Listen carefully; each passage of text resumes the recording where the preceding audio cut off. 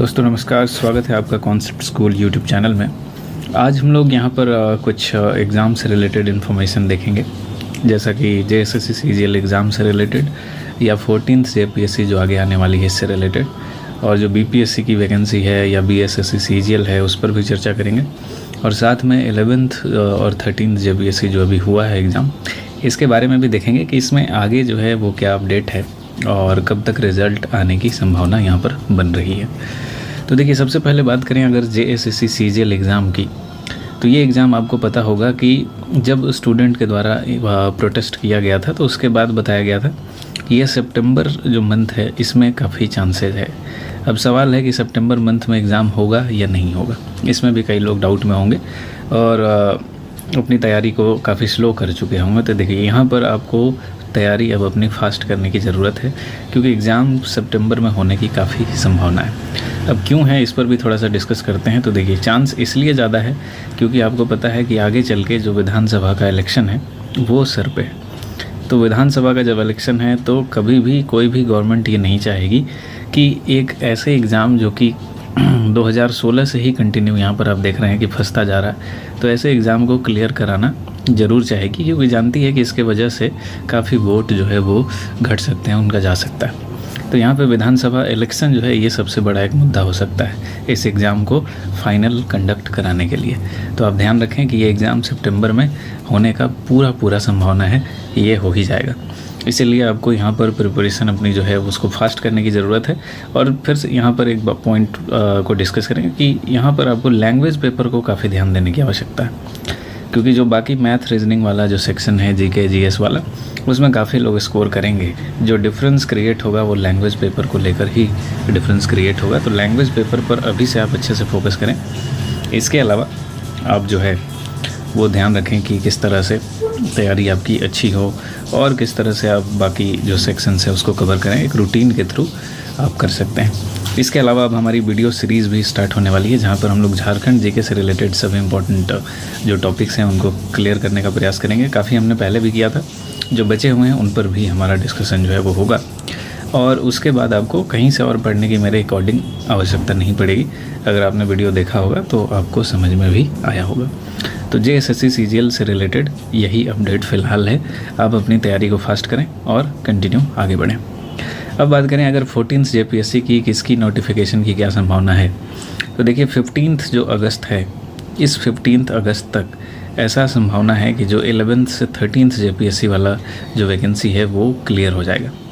तो अगर ये वैकेंसी क्लियर हो जाता है तो पूरी संभावना है कि 14th JPSC का आपको नोटिफिकेशन जो है वो सितंबर या फिर अक्टूबर मंथ में देखने को मिल सकता है। काफ़ी ज़्यादा चांस है। क्यों चांस है? तो वही रीज़न है कि यहाँ पर विधानसभा का इलेक्शन है। तो विधानसभा का जब भी इलेक्शन होता है, आप जानते हैं कि वैकेंसीज आती है और एग्ज़ाम्स लगातार होते हैं। क्यों होते हैं? क्योंकि वही वोट लेना है। अब वोट लेने के लिए कुछ चीज़ें आपको एक्स्ट्रा युवाओं को देनी पड़ती है, तो उसी बेस पर यहाँ पर ये निकल के आ रहा है कि सितंबर या अक्टूबर में आपको ये फॉर्म देखने को मिल सकता है। ठीक है, तो इसीलिए अगर आप 14th JPSC को लेकर टारगेट करना चाहते हैं तो आप अभी से प्रिपरेशन जो है अपनी स्टार्ट कर दें।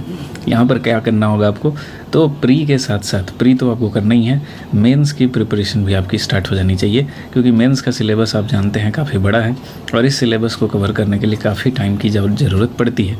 और जब JPSC नोटिफिकेशन जारी करता है तो आपको ये भी पता है कि उसके बाद टाइम काफ़ी कम मिलता है। तो अभी से आपको मेंस की प्रिपरेशन भी स्टार्ट कर देनी चाहिए और प्रीलिम्स भी आपको देखना चाहिए।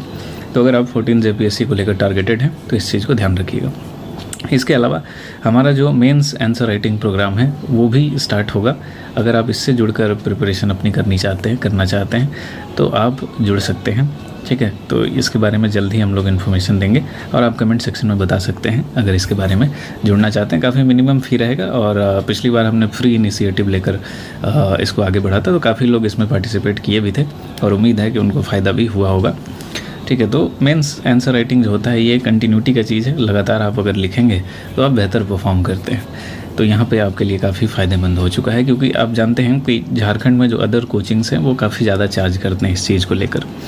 ठीक है, तो यहाँ पे चार्ज काफ़ी कम रहेगा और फैसिलिटीज़ लगभग उतनी ही मिलेगी।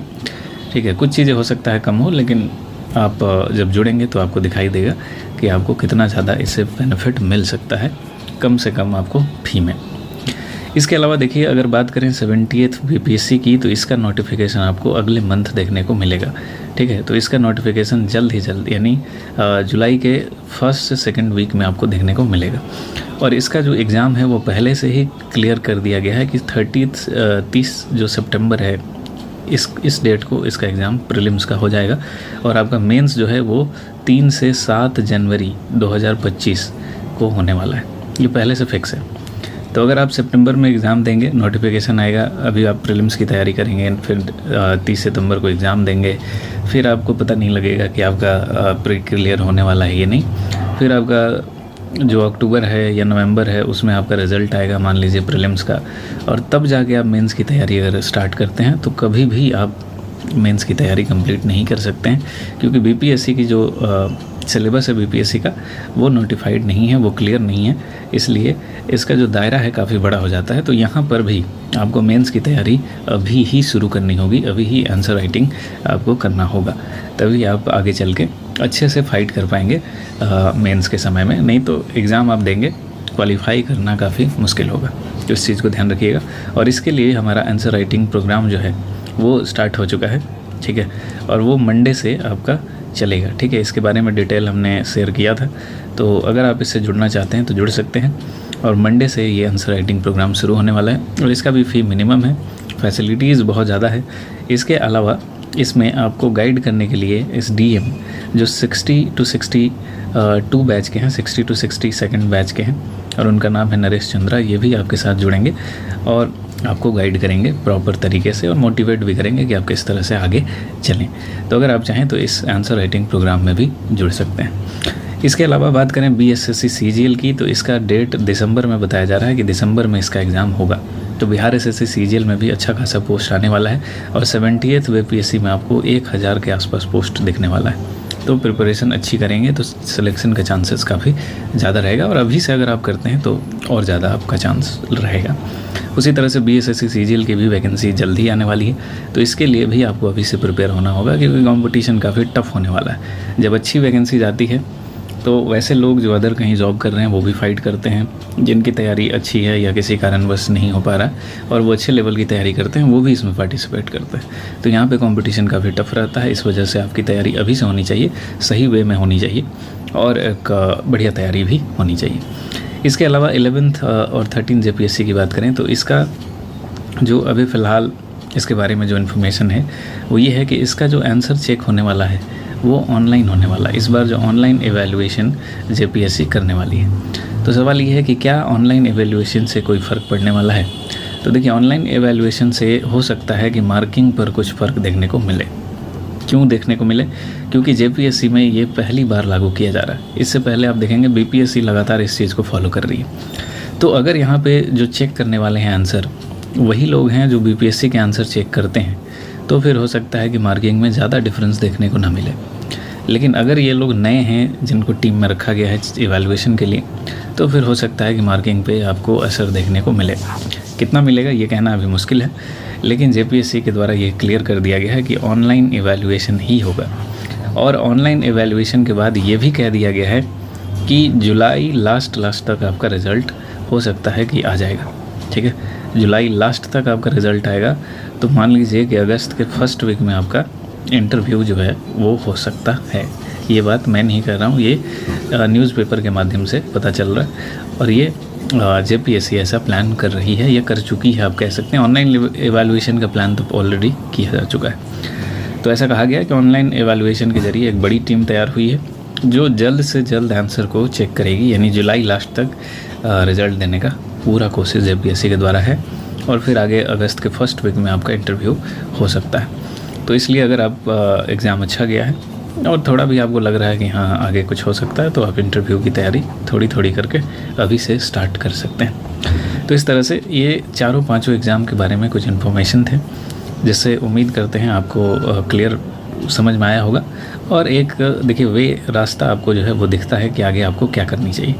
ठीक है, तो ये बहुत ज़्यादा इंपॉर्टेंट है कभी भी तैयारी में कि आपको आगे क्लियर होना चाहिए, आपका जर्नी कहाँ चलना चाहिए, कौन सी एग्ज़ाम आपके लिए बेस्ट है, उसमें आपको लगना है। तो इस चीज़ को ध्यान रखें, और जिस भी एग्ज़ाम को लेकर आप टारगेटेड तैयारी कर रहे हैं पहले से, उसमें और ज़्यादा एफर्ट लगाएं और ज़्यादा मेहनत की आवश्यकता है, क्योंकि जैसे जैसे लेट होता है कंपटीशन आपका ज़्यादा होता जाता है, कंपटीशन बढ़ता जाता है। तो इस चीज़ को ध्यान रखें। इसके अलावा अगर और कोई भी आपका डाउट है तो आप उसको कमेंट सेक्शन में बता सकते हैं। इसके अलावा हमारा जो JSSC से रिलेटेड जो वीडियो लेक्चर अब आने वाला है उससे रिलेटेड भी आप कमेंट कर सकते हैं कि किस सब्जेक्ट का आप चाहते हैं। जैसे हमारा टारगेट है कि अभी झारखंड का सीरीज चलेगा जिसमें जो बचे हुए सेक्शन है उसको ख़त्म किया जाएगा।